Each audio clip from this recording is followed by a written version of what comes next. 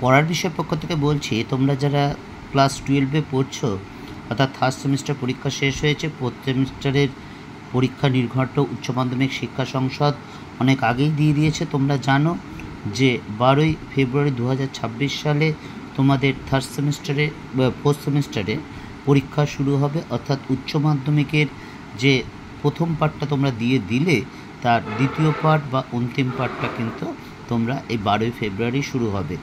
এবং ইতিহাস পরীক্ষার জন্য আমরা পরের বিষয় পক্ষ থেকে তোমাদের সিলেবাস এবং প্রশ্ন প্যাটার্ন ইতিমধ্যেই দিয়ে দিয়েছি। আজকে আমরা পরের বিষয় পক্ষ থেকে এই যে প্রথম চ্যাপ্টারটা ইউনিট 3 এখানে দেখাচ্ছে, কারণ তোমরা থার্ড সেমিস্টারে ইউনিট 1 এবং ইউনিট 2 পড়ে এসেছো, এবং ইউনিট 3 যে প্রথম চ্যাপ্টার বিদ্রোহ ও ব্রিটিশ রাজ, তার মধ্যে চ্যাপ্টারটা হচ্ছে 1857 সালে মহাবিদ্রোহের। এই চ্যাপ্টারটা আমরা সাজেশান নিয়ে এসেছি।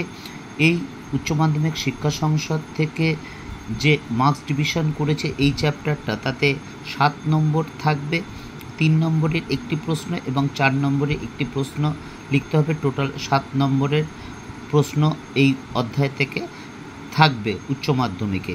এবং তোমরা জানো থার্ড সেমিস্টারে যে এমসিকিউ বা ওয়েমার্কশিটও হয়েছিল, তোমাদের ফোর্থ সেমিস্টার কিন্তু লিখিত হবে, অর্থাৎ ঠিক মাধ্যমিক যেমন দিয়েছিল, তবে কোনো কিন্তু অবজেক্টিভ পরীক্ষা থাকবে না, অবজেক্টিভ প্রশ্ন থাকবে না।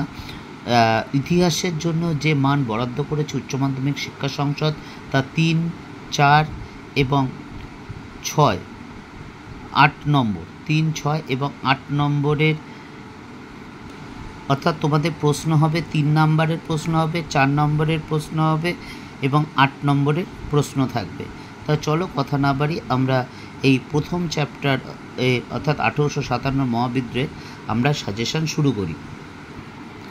এই হলো ক্লাস 12 ফোর্থ সেমিস্টার ইতিহাসের 2026 সালের ইতিহাসের সাজেশন, প্রথম চ্যাপ্টার 1857 সালের মহাবিদ্রোহ। যেহেতু আমরা বললাম 4 এবং 3 নম্বরের প্রশ্ন থাকবে, অর্থাৎ 7 নম্বর, আমরা 3 বা 4 আলাদা কিছু করিনি, এরকম কোনো কথা নেই যে এটা 3এই আসবে বা 4এই আসবে, এর জন্য আমরা একসাথেই করেছি। এবং আমরা যা করে থাকি আর কি, অর্থাৎ আমরা যে সাজেশনগুলো দিই, ডবল স্টার, একটা স্টার এবং কোনো স্টার ছাড়া দিই, কারণ এটা বোঝাবার জন্য কোনগুলো কিন্তু খুব গুরুত্বপূর্ণ।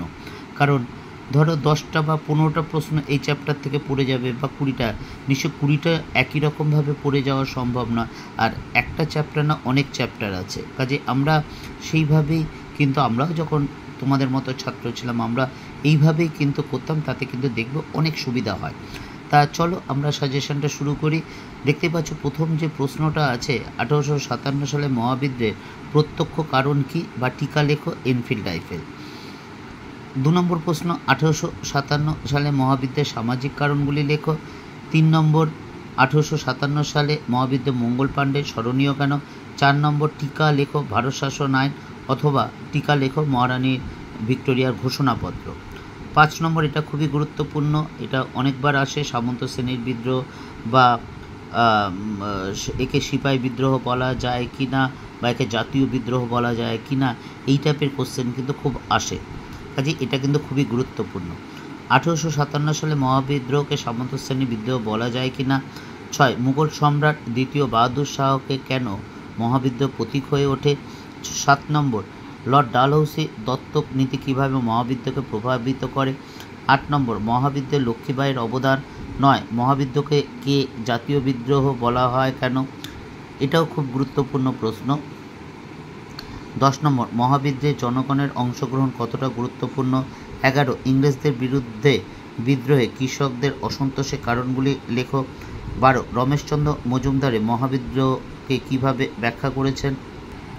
13 নম্বর, 1857 মহাবিদ্রোহে দক্ষিণ ভারতে কতটা প্রভাব বিস্তার করেছে। 14 নম্বর, মহাবিদ্রোহের রাজনৈতিক কারণগুলি আলোচনা করো। 15 নম্বর, 1857 সালে মহাবিদ্রোহ অর্থনৈতিক কারণগুলি লেখো। 16, 1857 সালে মহাবিদ্রোহকে সিপাহী বিদ্রোহ আখ্যা দেওয়া যায় কি, তোমার উত্তরের সপক্ষে যুক্তি দাও। 17, 1857 মহাবিদ্রোহের প্রতি শিক্ষিত বাঙালি সমাজের দৃষ্টিভঙ্গি কেমন ছিল। 18, 1857 সালের মহাবিদ্রোহ হলো ভারতের প্রথম স্বাধীনতা যুদ্ধ, আলোচনা করে, এটা খুব গুরুত্বপূর্ণ প্রশ্ন। 17টাও খুব গুরুত্বপূর্ণ।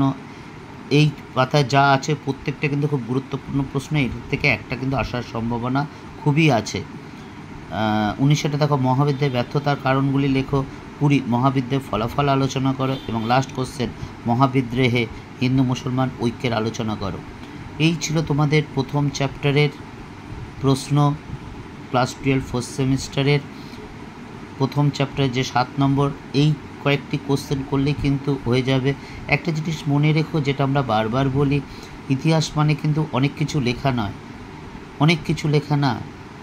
কাজেই যেটুকু দরকার টু দ্য পয়েন্ট লিখবে এবং বাংলা ভাষায় লিখবে, মানে সোজা বাংলা ভাষায়, কোনো কমপ্লিকেটেড বা জটিল ভাষা ব্যবহার করার চেষ্টা না করাই ভালো। সহজ সরল বাংলা ভাষায় লিখবে এবং দেখবে আমরা পড়ার বিষয় পক্ষ থেকে মাধ্যমিকের ইতিহাসের বা প্রত্যেকটা সাবজেক্টেরই যে উত্তর করে দিয়েছি, যেগুলো পর্ষদ বা প্রত্যেক সবচেয়ে ভালো উত্তর, যেগুলো ফুল মার্কস পেয়েছে, দেখবে কত টু দ্য পয়েন্টস কীভাবে লেখা। যাই হোক, টু দ্য পয়েন্টস লিখবে, দেখবে আমরা নোট দিয়ে দেবো এবং সেগুলো বুঝিয়েও দেবো। যদি ভালো লাগে তাহলে চ্যানেলটি অবশ্যই লাইক করে সাবস্ক্রাইব করে বেল আইকন টিপে রেখো। আমরা ইতিহাস ছাড়াও রাষ্ট্রবিজ্ঞান, দর্শন এবং শিক্ষাবিজ্ঞানের নোট এবং সাজেশান দিয়ে থাকি। ইতিমধ্যে আমরা সিলেবাস এবং মার্কস ডিভিশন দিয়ে দিয়েছি এবং এডুকেশন, পল সায়েন্সের বা ফিলোসফির আমরা ফার্স্ট চ্যাপ্টারের সাজেশান দেওয়া হয়ে গেছে। আমরা এখন ইতিহাসটা দিলাম। কাজেই যদি মনে হয় যে আমাদের চ্যানেলটা তোমাদের ভালো লাগছে, তাহলে অবশ্যই চ্যানেলটা লাইক করে সাবস্ক্রাইব করে বেল আইকন টিপে রেখো। এবং তোমরা নিশ্চয়ই দেখেছো যে 3টে সেমিস্টারে আমরা যে নোট দিয়েছি বা সাজেশান দিয়েছি বা মডেল কোশ্চেন সেট দিয়েছি, তার থেকে কী পরিমাণে কমন এসেছে। যদি বিশ্বাস হয় তাহলে চ্যানেলটি লাইক করে সাবস্ক্রাইব করে বেল আইকন টিপে রেখো। আরেকটা কথা, উচ্চ মাধ্যমিক শিক্ষা সংসদ থেকে তোমাদের জন্য যে গুরুত্বপূর্ণ নোটিফিকেশান দেওয়া হয়, সেগুলো কিন্তু আমরা পরের বিষয় চ্যানেলের মাধ্যমে তোমাদের কাছে সাথে সাথে তুলে ধরি, যাতে তোমরা জানতে পারো, বুঝতে পারো, সেইভাবে এগোতে পারো। এছাড়া আরেকটা কথা, তোমরা উচ্চ মাধ্যমিক দিতে চলেছ, আমাদের পড়ার বিষয় চ্যানেলটা আমি একক না, আমি ছাড়া আমার দীর্ঘ 23-24 বছর শিক্ষকতার অভিজ্ঞতা, এছাড়া আমি ছাড়াও আরও 13 জন শ্রদ্ধেয় শিক্ষক শিক্ষিকা আছেন যারা বিভিন্ন স্কুল কলেজের সাথে যুক্ত, এবং তার মধ্যে 3 জন কেরিয়ার কাউন্সিলর আছেন এবং যিনি সবচেয়ে অভিজ্ঞ, তিনি প্রায় 37-38 বছর অভিজ্ঞতা সম্পন্ন। কাজেই যদি মনে হয় এরপর অর্থাৎ উচ্চ মাধ্যমিক পর কী করতে চাও, কী করলে কী হতে পারে, তুমি কী চাও, এটা খুব বড় ব্যাপার। এর সম্পর্কে যদি তোমাদের কিছু জানার থাকে আমাদের বলো, আমরা তার মাধ্যমে তোমার সমস্যার অবশ্যই সমাধান করার চেষ্টা করব। পড়া বিষয় পক্ষ থেকে এতটুকুই। বিল গেটসের কথাটা বলি, শেষ করে তিনি বলেছেন, তিনি অনেক মেধাবীকে ব্যর্থ হতে দেখেছেন কিন্তু কোনো পরিশ্রমীকে ব্যর্থ হতে দেখেননি। কাজেই ভালো করে পরিশ্রম করো, সততার সাথে পরিশ্রম করো, ফল কিন্তু অবশ্যই পাবে। পড়া বিষয় পক্ষ থেকে এতটুকুই।